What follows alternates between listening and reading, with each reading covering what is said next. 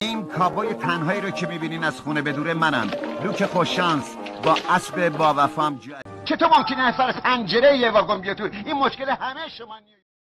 آنه تکرار غریبانه روزهایت چگونه گذشت؟ یه اتاق تو همسرتو بالاخره گزارشون به زندون من میفته. منتظر مردی در قفس، داستانی است گیج کننده و پرهیجان و در عین حال خنده‌آور و نشاط‌انگیز. داستان مردی است که زموبت بدین گونه برداشت یاد که کسی که داوطلب همکاری باشه من به اون احتیاج دارم. وقتی ازش پرسیدن حالت چطوره گفت تا حالش که بد نبود. اصلا چه کار میکنین؟ میفرستین بالای در؟ تا وقتی من خودم دقیقاً همینطوره. فکر میکنید سیمپسون میخواست شما چی حدس بزنید؟ من زبلخان شکارچی هستم، قابل اعتماد و منحصر به فرد. این جهنم دوه دیگه کجاست؟ اینجا کجا؟ شهر کجا؟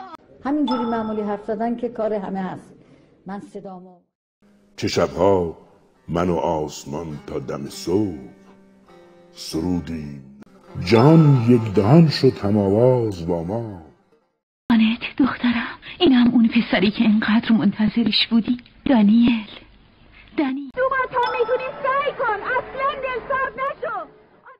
گوش کن برادر، من میتونم از 5 مایلی یک کو تشخیص بدم که یه دره عمیقه یا سراشیبیتون. اگه تا حالا چیزی پیدا سلطان ماجراهای گوناگونی که بر سندباد گذشته بود چنین نریز اون کمرها رو کف اتاق، نکبت زندگیمونو مرض و میکروب وردار. احترامت واجب خانده، اما حرف از مردونگی نزن که هیچ خوشم نمیاد. اینو به من نگن، این مزخرفاتو تحویل من نده.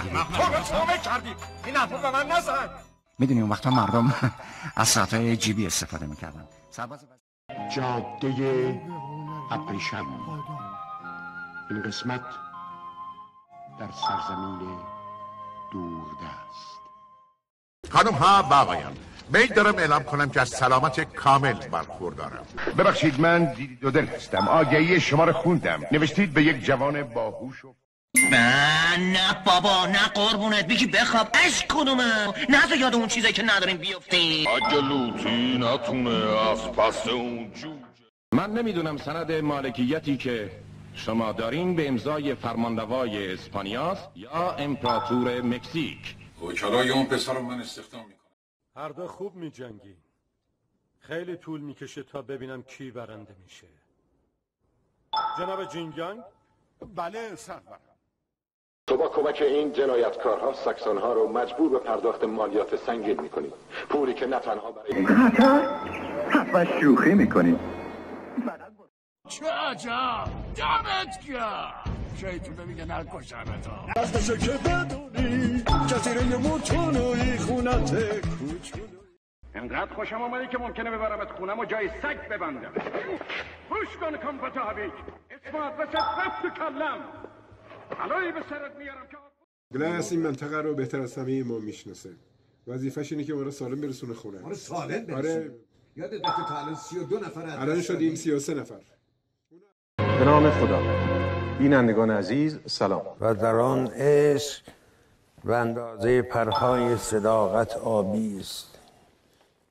هرچی اون دختر یاد گرفت یا به هر جا رسید باعثش اون مرد بود. دخترک مرد و تحصیل میکرد، اونو میپرستید با احساسی که فکر میکرد.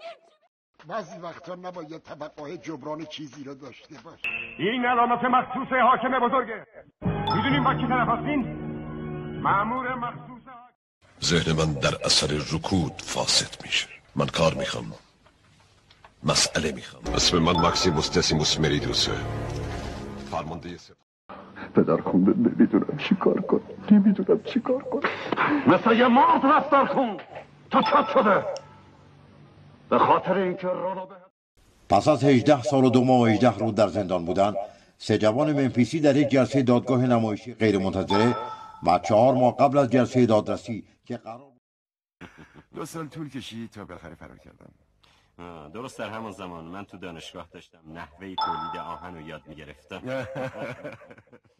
خدای من، یعنی من باید همیشه کارا رو تنهایی انجام بدم؟ من باید زندگی هویج رو نجات بدم که عزیزم. آزم ججت پیروز شد، ولی من که بلش نمی کنم. میتونم کمکتون کنم؟ کاری رو که من هرگز تو زندگیم نکرده بودم. الان میزان پیشرفتم رو بهتون نشون میدم. من یه مشکل اعتماد به نفس داشتم. اولش فکر کردم که گوشهای من زیادی کنده است. حالا که گوشهای برین رو